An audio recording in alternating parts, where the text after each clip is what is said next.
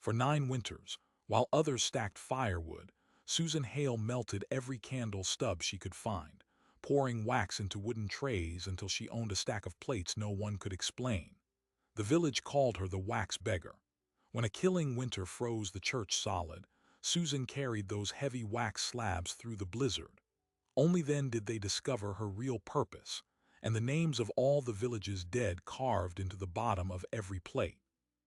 In the settlement of Cold Creek, the stone church was the heart of a community that had little else. But the winter of 1881 shattered the stove and shook the windows loose until the sanctuary became a wind tunnel. The congregation prepared for a season that could freeze them out of their own worship, maybe kill them. For 9 years, Susan Hale had been saving candle stubs, melting them into wax plates that made no sense to anyone. They called her the wax beggar. When the blizzard hit, she carried those heavy slabs to the church and sealed every crack. Then when they lit the lamps, they saw the names she had carved underneath, the names of the village dead. Susan hadn't been saving wax. She'd been saving their memory for the winter when they'd need it most. The first winter that truly broke the church was not the one you would expect. It was not the winter of 1881, when the stove cracked open and the blizzard clawed through the sanctuary like a living thing. It was 8 years earlier, when a young woman named Susan Hale walked into the chapel with a small tin pail and knelt silently at the altar rail. She was not praying. She was scraping wax stubs from the wooden floorboards. There had been a funeral that afternoon. An old farmer named Elias Thorne, one of the first to break ground in the Cold Creek Valley, had finally surrendered to the lung sickness that had stalked him since the Homestead Act years. The family burned a full dozen candles at his wake. By dusk, the stubs were abandoned in the dust where mourners had left them. Susan collected every single one. She dropped them into the pail like someone gathering lost coins. A few women watched from the shadows near the vestry door. They said nothing at first, but as Susan moved between the pews, bent low with her apron gathered up like a net, one of them finally whispered the word that would follow her for the next 9 winters. Beggar. Susan Hale was not a widow. She was not a mother. She was 27 years old and lived alone in a small sod-roofed cabin that sat tilted against the eastern slope of Cold Creek like a boat that had run aground. Her parents had died during the cholera summer of 1873, leaving her the cabin and a single milk cow. She had no close family in the territory. The village tolerated her, but never quite knew what to do with a woman who refused to remarry. She cleaned the schoolhouse floor for grain and occasionally washed linens for the doctor, but most of her work remained invisible to the community. All they saw were the wax pails. Morning after morning, whenever a household burned candles during the long dark months, Susan would appear at the door with a soft knock and an open palm. Not money, not food, just stubs. The greasy nubs at the bottom of candle holders. The drippings crusted across mantelpieces. The forgotten ends piled beside cradles or nightstands. Most people gave them to her simply to be rid of the mess. Some laughed. A few slammed their doors. The younger children began calling after her in the frozen lane. Wax beggar, wax beggar. She never answered them. What no one understood that first year, or the second, or even the fifth, was that Susan was not hoarding wax the way a miser hoards coins. She was melting it. In her cabin, beside the iron stove, she kept 3 shallow wooden trays lined with old newspaper. Every handful of stubs went into a battered pot suspended over a low fire. Wax of every color melted together. White altar candles from the church, yellow tallow from kitchen cupboards, brown drippings from bedside lanterns. The liquid wax poured into the trays in thin, even layers.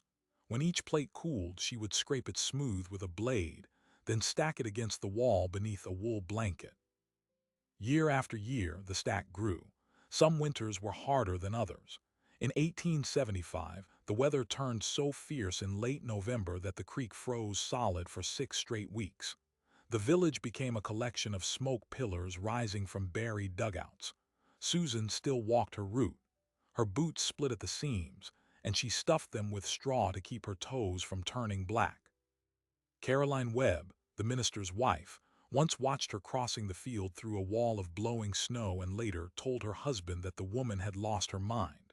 "She'll die over candle grease one of these days," Caroline said, "and no one will even notice." Reverend Thomas Webb was not so certain. He had spoken with Susan only a handful of times, always quiet conversations near the woodpile or after evening prayer. He had noticed that she asked unusual questions. She wanted to know how many candles the church used each month. She asked whether the old stone walls had ever been sealed against the wind. She inquired about the names of the original families buried in the churchyard, the ones whose headstones had worn smooth long ago.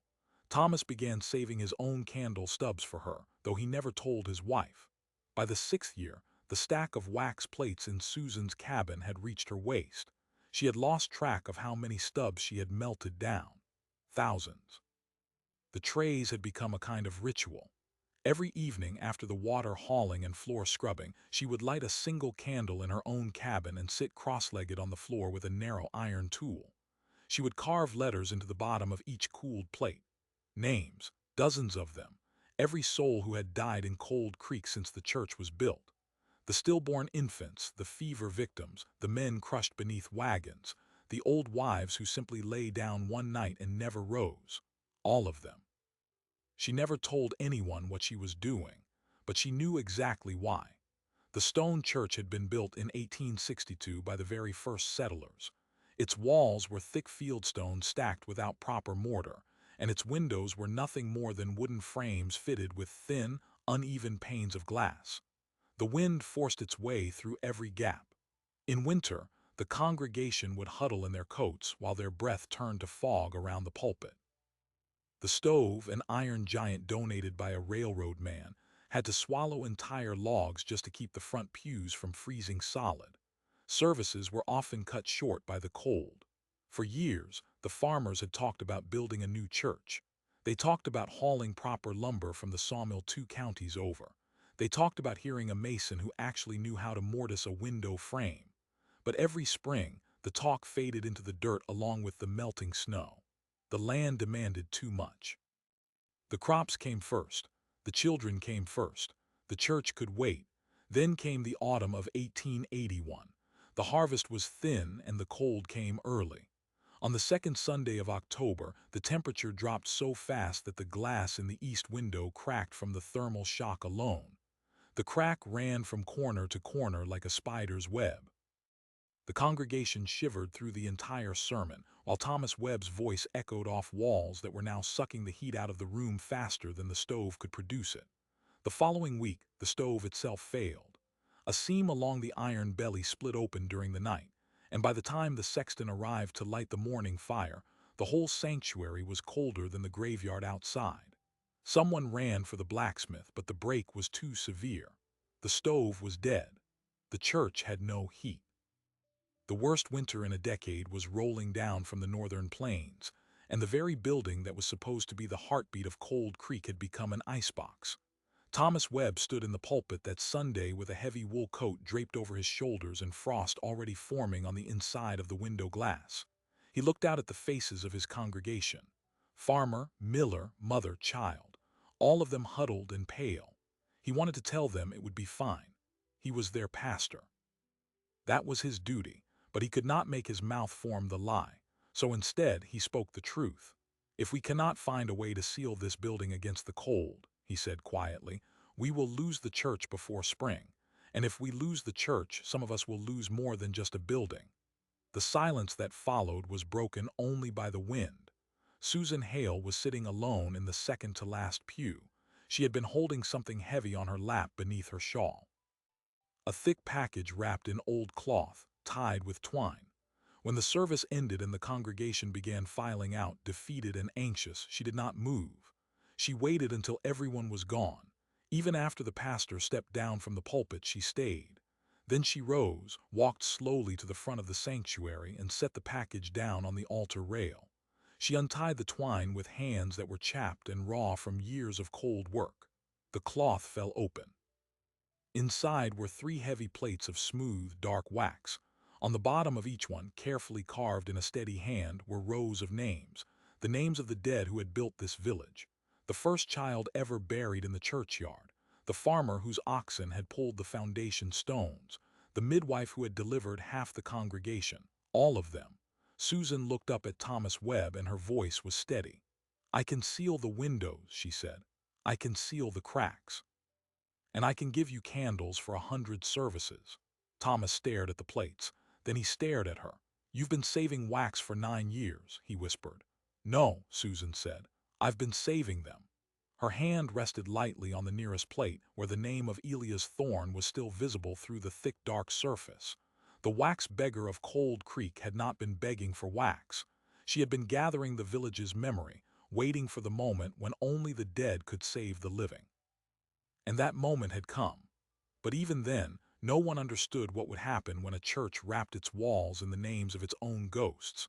No one understood the power that Susan Hale had been building, name by name, stub by stub, for nearly a decade. And when the blizzard finally hit and the church grew dark and cold again, something far stranger than simple insulation would begin to unfold inside those stone walls. The morning after Susan laid the wax plates on the altar, the temperature in Cold Creek fell another 12 degrees. The sun rose pale as milk, and the wind cut across the fields with a sound like tearing canvas. The church stood gray and silent at the center of the village, its east window still split by the crack that had fractured 2 Sundays earlier. No one had repaired it. No one knew how. Reverend Thomas Webb sent word to the blacksmith, the miller, and the 3 farmers who served as deacons. He asked them to meet at the church. They came bundled in heavy coats, stamping their boots against the frozen ground. When they saw Susan Hale already inside, kneeling beside a heap of wax plates and a bucket of melted wax, most of them stopped at the door. The air in the sanctuary was only slightly warmer than the outdoors, but Susan had been at work since before dawn. She had lit a single stub candle and set it on the floor beside her. The flame barely bent. The draft had already changed. Josiah Anders, the blacksmith, was the first to speak. He was a barrel-chested man who had never trusted anything he could not forge himself. He looked at the thick, dark wax plates leaning against the pulpit, then at the cracked window, then back at Susan. "You mean to seal glass with candle grease," he said flatly. "That's what you're asking us to believe will hold." Susan did not look up. She was pressing a thin line of melted wax along the seam where the window frame met the stone. Her fingers moved with the kind of patience that comes only from years of repetition. "Wax isn't grease," she said quietly, "and I'm not asking you to believe it. I'm asking you to let the wind tell you whether it works." The deacons exchanged glances. Hollis Birch, a narrow-faced farmer who owned the largest East Section claim, shook his head slowly.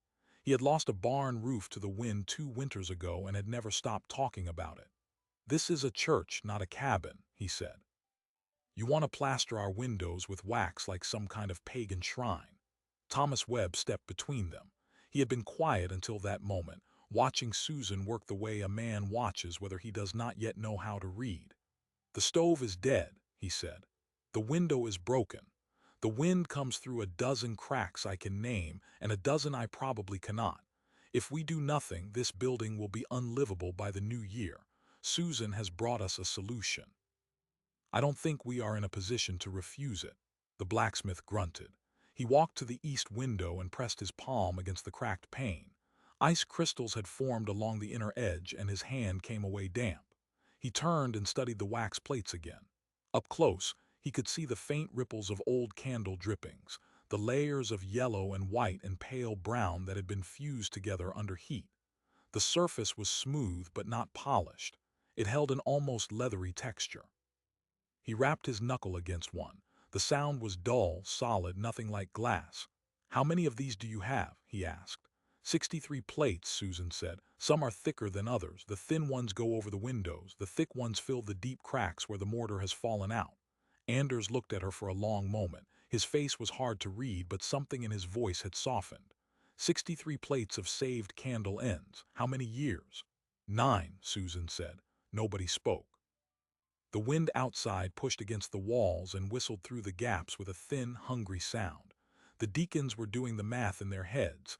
9 winters of walking door to door. 9 winters of melting stubs in a cabin while the rest of the village called her beggar. Hollis Birch folded his arms. "Even if the wax holds, you still need heat," he said. "A sealed icebox is still an icebox." Susan reached beneath her shawl and produced a small drawstring pouch. She loosened the cord and tipped the contents onto the nearest pew. Dozens of candle stubs tumbled out, along with several neat coils of cotton wicking. "I promised candles for 100 services," she said. "I have enough wax left to make 150. A candle gives heat. A sealed room keeps it. The minister says a single candle can raise the temperature inside a closed space by several degrees. We will not have one candle. We will have 24, maybe more, along every window ledge and around the altar. And the wax plates will do more than stop the wind. They will catch the light and throw it back into the room." Thomas Webb nodded slowly. The idea was beginning to take shape in his mind. "We don't need to heat the whole valley," he said. "We only need to heat the space inside these walls. And if Susan is right, the wax will help us do that with less fuel than we ever thought possible." By the end of the day, a small crew had gathered to work alongside Susan. The blacksmith stayed, not because he fully believed, but because he respected precision and wanted to see how the plates would be mounted. Two of the deacon farmers sent their sons to help move the heavy plates from Susan's cabin to the church. Even Caroline Webb, the minister's wife, appeared at midday with a pot of hot broth, though her expression hovered somewhere between suspicion and reluctant admiration. The work proceeded in careful stages. Susan sealed the window cracks first, pressing warm wax deep into the gaps with a small wooden spatula until the stone frame felt tight and solid. Then she mounted the thinner wax plates over the windows themselves, heating the edges just enough to bond them to the wooden frames without melting through the delicate centers. When she finished the east window, the difference was immediate. The moan of the wind through the fracture vanished. The pane still looked cracked, but the icy draft that had poured through it for weeks simply stopped. Anders stood in the aisle, watching the curtains of the west window stir lightly in the fainter breeze that still passed through. "You haven't done the other side yet," he said. "I know," Susan replied without turning, but the blacksmith was not complaining. He was calculating. For the first time, he began to think the wax might actually work. The sealing of the church took 4 full days. Susan worked from dawn until well past dark, often alone. She would climb a rickety ladder to reach the high stone joints near the roof beams, carrying a small iron pot of melted wax that she kept warm with a tiny spirit flame. She filled every hole where the mortar had crumbled, every seam where the roof beams met the walls, every crack that a knife blade could enter. The wax cooled into smooth, dark patches that looked like old scars on the gray stone. The air inside the church began to smell faintly of honey and smoke, the accumulated memory of 1,000 burned candles. News of the project spread through the settlement. Some families came to watch from the door. Others stayed away entirely, convinced that the wax beggar had finally persuaded the minister to indulge her madness. A few children dared each other to run up and touch the strange, oily-looking plates covering the windows, then raced away laughing. The name continued to trail her. Wax beggar. But now it was spoken with a tone that was harder to interpret. Respect was not the right word, something closer to wary curiosity. On the evening of the 4th day, with the work nearly finished, Thomas Webb stood alone in the sanctuary. Susan had returned to her cabin to melt the final batch of candles. The wind outside was rising, a cold front sliding down from the north that promised heavier snow before morning. Thomas walked slowly around the interior, holding a lantern near the walls. Every crack he could remember had been filled. The windows glowed with a soft amber-like translucency where the wax plates caught the lantern light. He could see the faint shadows of the carved names through the back of the plates, delicate lines like handwriting pressed into old parchment. He paused at the east window and read the names he could make out. Elias Thorne, Margaret Kelsey, Nathan Webb, his own youngest brother who had died of scarlet fever 20 years earlier. The sight of that familiar name stopped him. He had not known Susan had known Nathan. He had not known she had known any of them, not this way. The realization settled into his chest with the weight of something he could not yet name.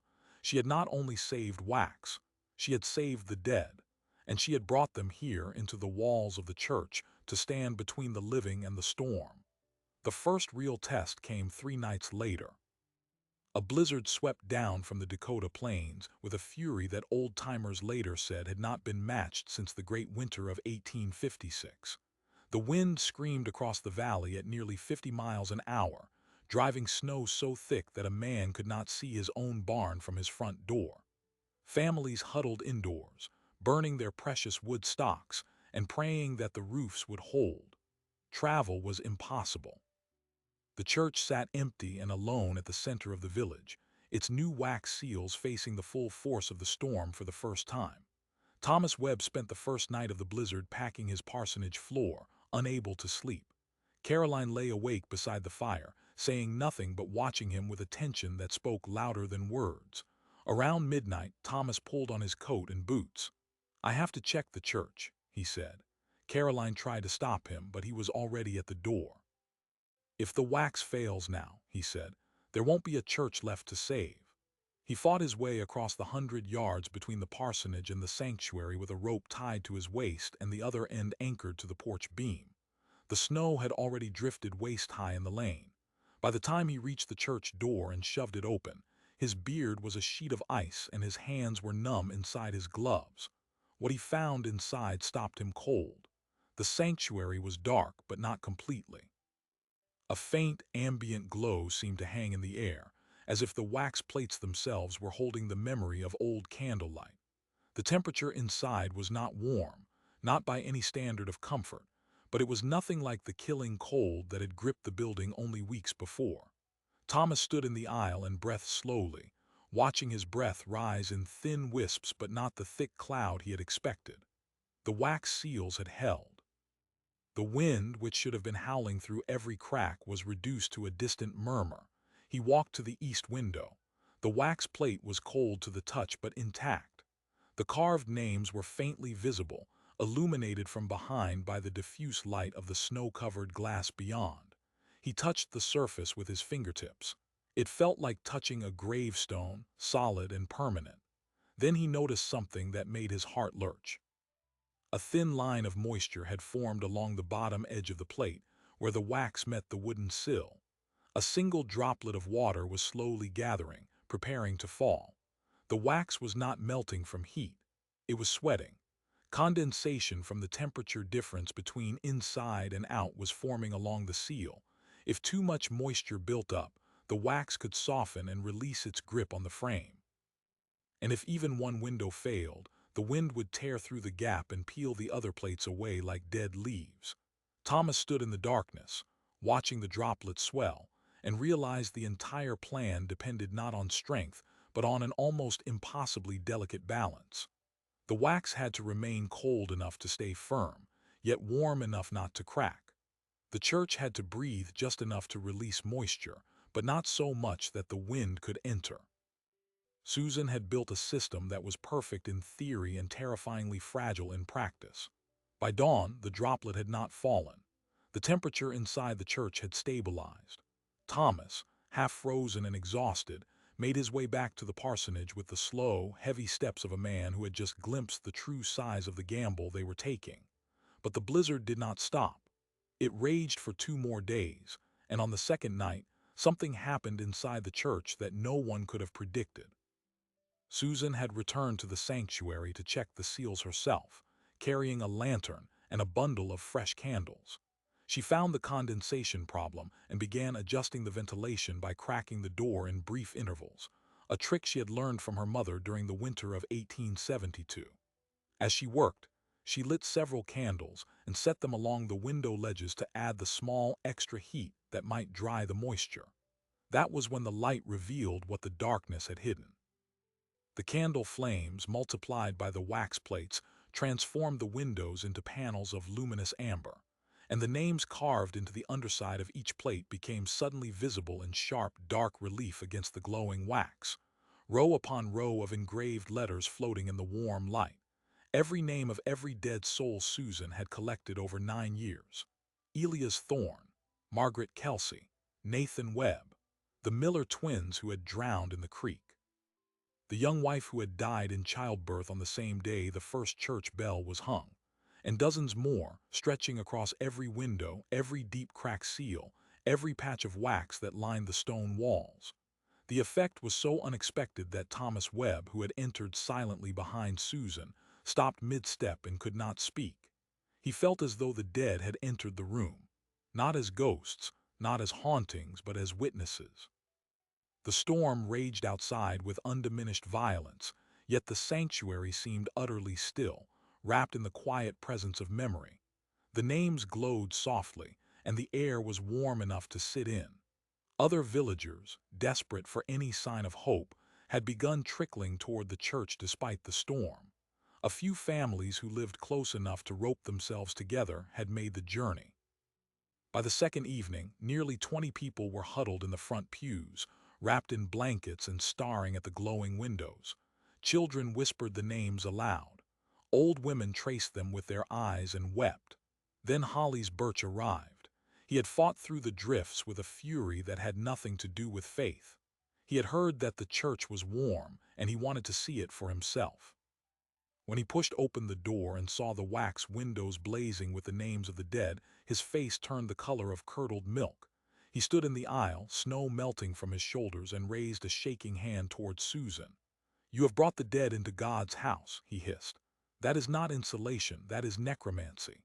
The congregation turned. Some looked frightened, others looked angry. Susan stood near the altar, her hands resting at her sides, her face calm. "I brought their names," she said. "The dead are not in the wax, they are in the ground, but their memory is in these walls, and that memory is keeping us alive tonight." Holly's Birch strode toward the nearest window and seized the edge of a wax plate with his bare hands. Before anyone could stop him, he pulled. The plate resisted for a moment, then peeled away from the frame with a wet, sucking sound. Cold air blasted into the room. Candle flames scattered. A woman screamed. And there, where the plate had covered the window, the storm light illuminated something that Susan had never intended anyone to see. The back side of the wax sheet, now facing the congregation, was not blank. Carved deeply into the inner surface was a second layer of names, older and rougher, names that did not appear in the church records. Names of people the village had long ago erased from its memory. The names of a family that had been driven from Cold Creek 20 years earlier, accused of a crime no one would speak aloud. The names of the forgotten dead. Holly's Birch stared at the carving and his face went slack. He recognized the names. Everyone recognized them. The silence that followed was heavier than the storm outside, and in that silence the true heat of Susan's work became clear. She had not only sealed the church against the cold, she had sealed it with the truth. And the village was not ready for the fire that truth would bring. Holly's Birch did not drop the wax plate. He let it fall from his hands the way a man drops something that has burned him, something unclean. The plate struck the stone floor with a dull, flat sound, and the hidden face of it lay open to the entire congregation. Names ran across the wax in tight, cramped rows, not the neat, reverent carvings they had seen before. These letters were deeper, cut with more force, as if the hand that made them had been pressing hard against years of silence. And at the center of the plate, framed by the rough circle of old candle rings, was a single surname that the people of Cold Creek had spent 2 decades trying to forget. Colburn. The word hung in the cold air like a stone dropped into still water. Edith Haskins, a woman in her 60s who had been born in this valley before the church even stood, pressed her hand to her mouth. Her husband had been among the men who rode out that night. Josiah Anders, the blacksmith, stared at the name without blinking, and something worked in his jaw. He had never spoken of the Colburns, not once, but the muscle memory of his silence was mapped on his face now for everyone to see. The younger families did not understand. A boy of perhaps 12 whispered loudly to his mother, asking who the Colburns were. His mother shushed him with a sharp, frightened gesture. That sound alone, the swift killing of a child's question, was enough to confirm everything. Holly's Birch finally raised his voice, and it cracked like a rusted hinge. "They have no place in this church. They never did. You had no right." Susan did not move from where she stood near the altar. Her hands rested at her sides, but her fingers were curled lightly inward, the same patient curl they held when she scraped wax from an old pew. She looked at the name on the fallen plate as if it were any other name. Then she looked at Holly's Birch. "They died in this valley," she said quietly. That gives them the only place that matters. 20 years earlier, the Colburn family had settled on a claim near the Eastern Ridge, a patch of land that 4 other families had already abandoned as too dry and too exposed. Abel Colburn was a quiet man who kept mostly to himself. His wife, Ruth, had a stillness about her that some called dignity and others called pride. They had 3 daughters, the youngest of whom, Lily, was born during their first hard winter on the claim. The family barely survived that season. They had almost no wood, almost no food, and no friends inside the village. What they had was a small herd of cattle that they had driven up from Missouri with their own hands. The herd was strong, better bred than most in the basin, and that fact alone did not sit well with certain men. When cattle began disappearing from 3 different homesteads in the autumn of 1864, the men of Cold Creek did not look for tracks or evidence. They looked at the Colburns. They looked at the herd, and they decided what they wanted to believe. A meeting was held in this very church, though the walls then were rougher and the roof barely sealed. 7 men, including Holly's Birch's older brother Elias, voted to ride out to the Colburn claim and demand the return of the stolen stock. They rode with rifles, not warrants. What happened next was never recorded in the church minutes. The official story was that the Colburns packed their wagon and left the territory before the first snow. The unofficial truth, whispered only in kitchens and sick rooms, was darker. The family was driven off their land with nothing. Abel Colburn was beaten badly enough that he could not walk without help. The cattle were divided among the accusers, and the 3 girls, standing in the wagon bed in the freezing wind, watched their home disappear behind a wall of hard-faced men on horseback. No one ever saw them again. The following spring, a trapper found the wreck of a wagon half buried in a ravine 15 miles north. The bodies were never recovered. The Colburns had become a rumor, a cautionary tale, a stain that the village scrubbed from its memory as thoroughly as if they had never existed.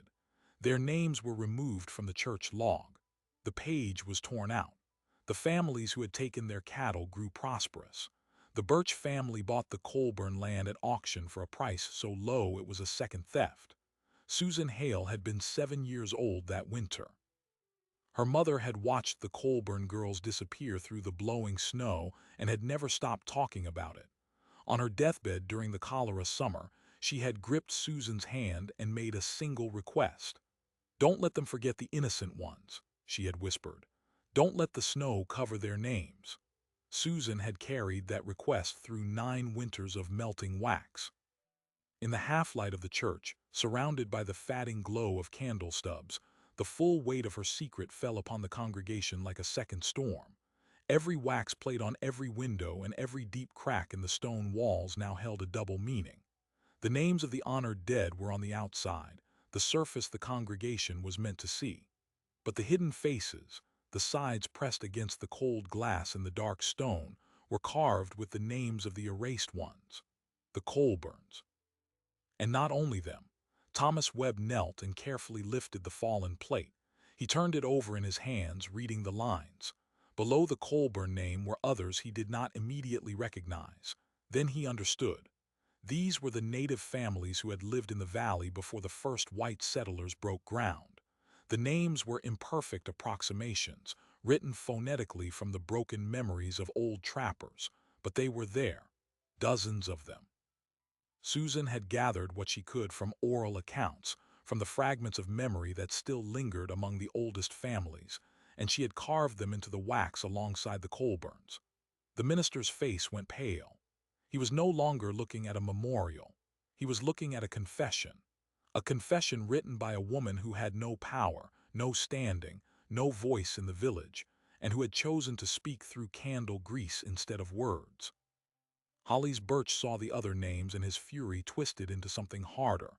He took a step towards Susan, his boots heavy on the stone. "You have brought savages into this church," he said. "You have carved the names of thieves and pagans into God's walls. This is not a service. This is a defilement." Several men behind him stirred, their faces hardening. They had been cold and frightened, but anger ran hotter than fear, and Holly's Birch was giving them something to burn. Josiah Anders moved for the first time. He did not speak, but he stepped sideways, placing his broad body slightly between Susan and the advancing men. It was not a block, not yet, just a presence. The blacksmith's hands were stained with coal and iron, and his face was impossible to read. But he had worked beside Susan for 4 days. He had seen the wax hold against the wind, and his own grandmother had told him stories of the Colburn girls long before the village decided to forget. Caroline Webb, who had spent years dismissing Susan as a harmless madwoman, now stood near the front pew with her hands twisted in her apron. She had seen the name of Nathan Webb, her husband's brother, glowing in the light earlier that evening. She had wept at the sight, and now she understood that the same wax that honored her family also honored the families the village had destroyed. She did not know how to feel. None of them did. The wind outside slammed against the stone walls with renewed fury, and the draft that had been barely noticeable before suddenly sharpened. The single wax plate that Holly's birch had torn from the east window had left a gap. Cold air poured through the exposed glass crack, and the candle flames on that side of the sanctuary flickered wildly. The temperature fell fast enough that several people in the pews pulled their blankets tighter. A child began to cry. One of the farmers near the back, a young man named Caleb Stokes, pointed at the open window. "The cold is coming back in. We need to put that plate back up." "Put it back," Holly's birch wheeled toward him. "You want to seal this church with the names of murderers." "They weren't murderers," a quiet voice said. It came from the far corner of the sanctuary, where an old woman named Esther Dunn sat wrapped in a heavy quilt. She was the oldest living member of the congregation, a widow who had lost 3 sons to the war and had stopped speaking in public years ago. Everyone turned. Esther's eyes were fixed on Holly's birch, and they held no fear. "The Colburns never stole anything. My husband was one of the men who rode out that night. He told me before he died that the cattle were found on another man's land, a man who later confessed and fled. The truth was known. It was buried." The silence that followed was the silence of a foundation cracking. Holly's birch looked at the old woman as if she had struck him. He opened his mouth, but no sound came. The truth that had been buried for 20 years had just been spoken aloud in front of the entire congregation, and the walls that had held it were breaking apart. Susan still had not moved. She had not defended herself or raised her voice. But when she finally spoke again, her words were not aimed at Holly's birch. They were aimed at the whole room, and they carried the weight of something that had been waiting for this moment for a very long time. "I carved the names because they belong here," she said. "The dead do not become innocent when we remember them. They were already innocent, but memory is not a weapon. It is shelter. The wax will hold the wind out. The names will hold the truth in. You cannot have one without the other." Thomas Webb looked from the fallen plate in his hands to the dark gap in the window where the wind was still clawing through. The temperature inside the church was dropping with every minute the plate remained off the frame. Soon the candles would not generate enough heat to matter. The sanctuary would become an icebox again, and the people who had come here seeking refuge would be forced back into the storm. Some of them would not survive the walk home. He made a decision. Without ceremony, he walked to the east window, lifted the wax plate and pressed it back into its frame. He held it there with both hands while the warmth slowly returned to the edges and the wax began to reseal itself against the glass. The wind noise softened. The candles steadied. The children stopped crying. Holly's birch stared at the minister in disbelief. "You would choose this woman and her dead over the living members of this church." "I would choose to keep people alive tonight," Thomas said without turning. "The living and the dead are all under this roof now. God will sort out which is which." The storm continued to rage outside, but inside the stone church, a different kind of storm had reached its peak. The congregation had been forced to choose between physical survival and moral comfort. The wax plates were holding the walls together. The names were holding the village accountable. And the terrible truth that was beginning to dawn on everyone, even Holly's birch, was that these two things had become inseparable. The wax beggar had not built a barrier against the cold. She had built a mirror. Every family that sat in those pews could see their own history in the names around them. The loved ones they had buried, the strangers they had wronged, the truths they had buried deeper than any coffin. And the cold outside the walls was nothing compared to the cold they would feel if they stripped those names away. Susan walked slowly to the nearest window and placed her hand flat against the warm, glowing wax. The light pushed back against her palm, and the names of the dead seemed to pulse faintly with each candle flicker. She did not smile. She did not weep. She simply stood there, a woman who had been called a beggar for 9 winters, and watched the village finally begin to understand what she had been doing all along. By midnight, the storm had not weakened. The families inside the church arranged themselves along the pews to sleep in shifts, sharing blankets and the last of the hot broth Caroline had brought. A few of the younger men took turns guarding the door against the drifts. Josiah Anders repaired a loose bench and said nothing about the names. Holly's Birch sat alone in the back corner, his back against the cold stone, his eyes fixed on the floor. He did not speak to anyone, and no one spoke to him. The candles burned low. Susan lit fresh ones from the bundle she had carried in her apron. The light in the sanctuary remained steady, amber, strange. And the names, all of them, the honored and the forgotten, continued to glow softly from every wall, every window, every crack in the old stone. The church had become a living archive of the valley's dead. And before the sun rose on the third day of the blizzard, the people in that room would have to decide whether they could live inside a memory that would not let them forget. The third night of the blizzard broke with a sound that no one in the church could at first identify. It was not the wind. The wind had been a constant roar for nearly 70 hours, a pressure against the walls that had become almost a second silence. This sound was lower, a long, deep shudder that seemed to rise from the stone floor itself.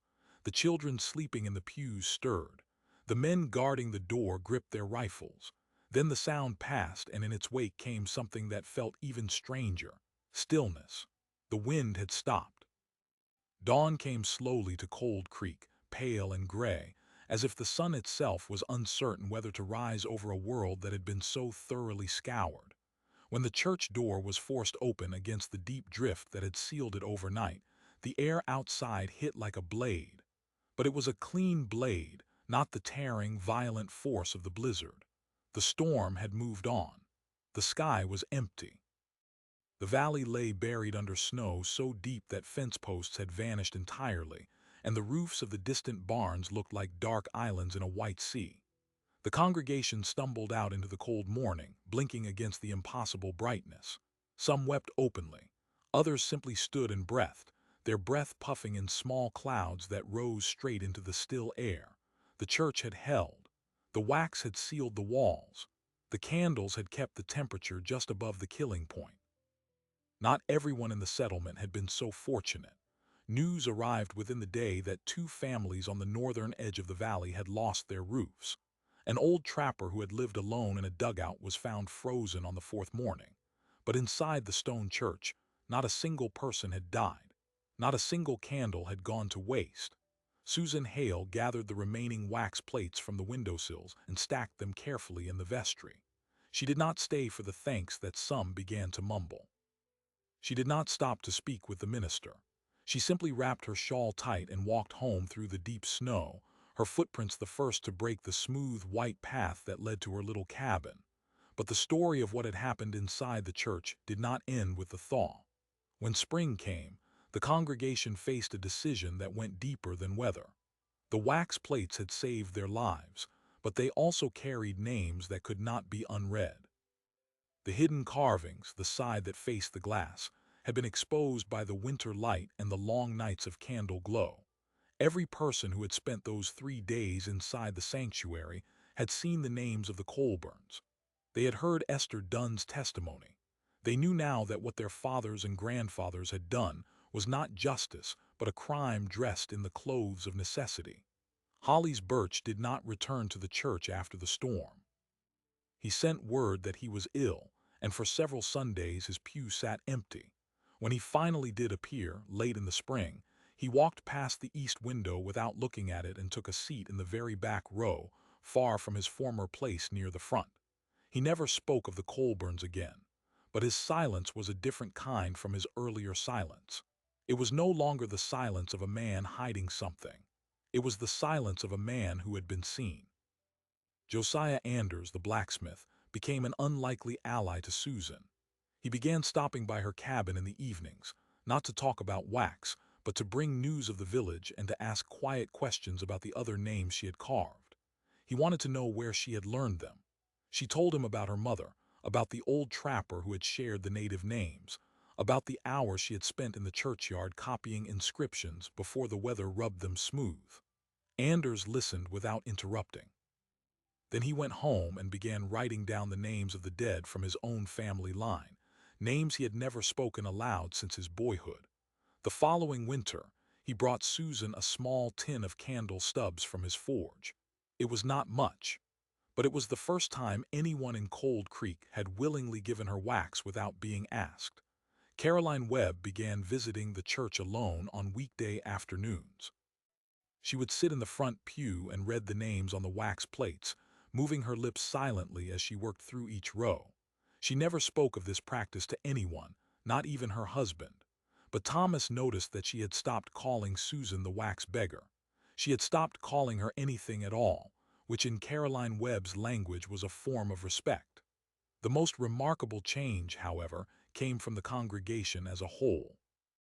During the first Sunday service after the thaw, Thomas Webb stood in the pulpit and addressed the matter directly. He did not preach about forgiveness. He did not demand confession. He simply read aloud the names of the Colburn family from the wax plate that Susan had made, and then he read the names of the native families who had once lived in the valley. He read them slowly, without commentary. When he finished, he returned the plate to the window and said, "They are under this roof now. They always were." A long silence followed. Then one by one the older members of the congregation began to stand. Not all of them, but more than anyone expected. Esther Dunn stood first, her back bent but her head high. Then the Anders family. Then the Stokes family. Then half a dozen others. They did not speak. They simply stood, bearing witness to the names that the village had tried to bury. And for the first time in 20 years, the Colburns were mourned inside the walls of the church that had once cast them out. Susan watched from her usual seat in the second-to-last pew. She did not cry, but her hands, which had been still and patient for 9 winters, trembled slightly in her lap. The church of Cold Creek never replaced its stove that year, or the year after. The blacksmith did eventually repair the crack in the iron belly, but by then the congregation had grown accustomed to a different kind of warmth. They burned fewer logs, not because they had less wood, but because the wax seals had proven so effective that the building held heat with almost no effort. The candles Susan had made lasted through the entire winter and deep into the next. She continued to collect stubs, though now people brought them to her without mockery. The children who had once called her wax beggar now called her Miss Hale, and she kept carving. The wax plates remained in the windows for 7 more years, until the congregation finally raised enough money to replace the cracked glass and repoint the failing stone. When the plates were removed, each one was handled like a relic. The names on the outer surfaces had softened and faded from years of sun exposure, but the hidden names on the back remained sharp and legible. The church elders voted to store the plates in a cedar chest in the vestry, where they would be kept for future generations. Then came the final surprise.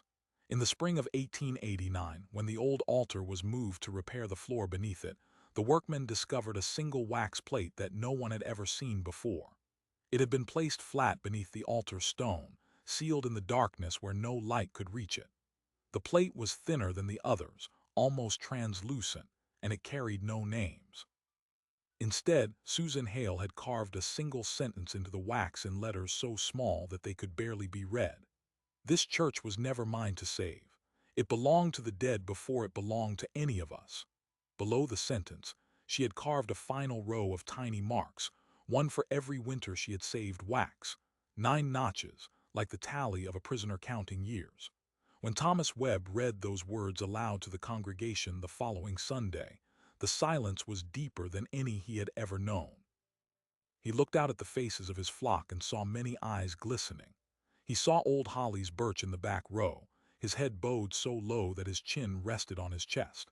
And he saw Susan Hale, sitting in her usual place, her face as calm and unreadable as it had been on the day she first laid her wax plates on the altar rail. Susan Hale lived another 30 years in Cold Creek.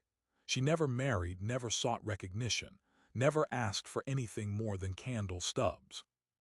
But from that winter forward, whenever a storm blew across the valley and the church candles flickered behind their wax-sealed windows, the people of Cold Creek remembered not only the warmth that had saved them, but the truth that had been written in the walls.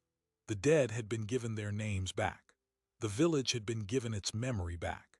And the woman they had once called a beggar had given both without ever asking for anything in return.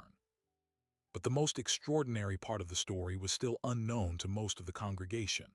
Years later, after Susan's death in 1912, a small journal was found among her belongings. In it, she had written the names of every person she had ever carved into wax. Below each name, she had recorded a single memory that someone had shared with her, a fragment of a life that would otherwise have been lost. The Colburn girls laughing at a kitten, the native mother singing to her child by the creek, the old trapper who had given her the names and died the following winter. Page after page, line after line, Susan Hale had not only sealed the church against the cold, she had become the archive of everything the frontier was supposed to forget. And the wax, that humble, fragile substance made from nothing more than old candle ends, had carried the weight of that memory through blizzards and summers and the slow, reluctant passage of years. The stone church still stands in what was once the settlement of Cold Creek. The village itself dwindled decades ago, abandoned to the prairie grass. But the building remains, and if you press your hand against the old window frames, you can still feel the faint, waxy residue that Susan left behind. The names are gone now, worn away by time and weather, but the memory of what happened there has never entirely faded, because some truths, once sealed into stone, cannot be expelled by any wind. The story of Susan Hale never made the newspapers. It didn't travel east on the railroads or get turned into one of those frontier ballads that settlers hummed around campfires. For the most part, it stayed right where it happened, locked in the memories of the families who lived long enough to tell their children. And that, perhaps, was exactly how Susan would have wanted it. But the quietness of her legacy does not make it small. What she did inside that stone church was not merely an act of survival. It was an act of translation. She took the thing that everyone discarded, the greasy, forgotten ends of burned candles, and turned it into a language that could hold names, carry truth, and seal a building against the kind of cold that killed people in their sleep. She proved that memory is not a passive thing. It is a technology. It can be melted down and reshaped. It can be pressed into gaps that nothing else can fill. And the names. The names were never just decoration. They were the spine of the entire project. Susan understood something that the village had spent 20 years trying to forget. A community that buries its own history will eventually freeze from the inside, no matter how thick its walls are. The Colburns, the native families whose names approximated the syllables of a language the settlers had never learned, the infants and the elders and the men crushed beneath wagons, all of them became part of the structure. They became the insulation. They became the warmth. When the blizzard finally broke and the people of Cold Creek stepped out into the white silence, they carried something with them that had not been there before. Not guilt, exactly. Not absolution. Something closer to recognition. They had spent 3 days inside a sanctuary that was also a confession. They had read the names. They had heard Esther Dunn break the seal on a secret that had been rotting beneath the floorboards for 2 decades. And they had not torn the wax plates down. That choice mattered. It mattered more than any of them probably understood at the time. Because once you have allowed the forgotten dead to stand beside you in a storm, you cannot uninvite them from your conscience. You can only decide whether to keep them there. Susan Hale kept them there. She kept them in the windows, in the cracks of the stone, in the cedar chest in the vestry, and in the journal that lay hidden among her belongings until her death. That journal contained not just names, but the small, fragile memories that people had whispered to her over the years. The way a Colburn girl once laughed at a kitten, the way a native mother sang to her child by the water's edge. These were not epic tales. They were scraps. But scraps like candle stubs can accumulate, and given enough time and enough patience, they can become something strong enough to withstand a Dakota winter. The church of Cold Creek is still standing today, though the village around it has long since vanished into the prairie grass. The windows are empty, the walls have settled, the roof has gaps that the wind slips through. But if you run your fingers along the old stone sills, you might still feel the faint, waxy residue that Susan left behind. The names are gone now, worn smooth by decades of weather, but the residue remains. And so does the question. Was Susan Hale a woman of extraordinary foresight, a genius of survival who saw what no one else could see? Or was she simply someone who paid attention to what the rest of the world threw away, and in doing so, found the raw material for something far greater than survival alone? Perhaps the real answer is both. Perhaps the real answer is that the frontier was never conquered by the loudest or the strongest. It was endured by the patient, the quiet, and the ones who knew how to listen. If this story has stayed with you, then you already understand why we tell them.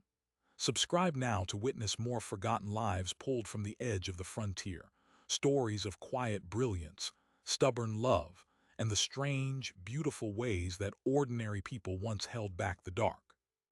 Because the records may be fading, but the echoes are still there, waiting for someone to press their ear to the stone.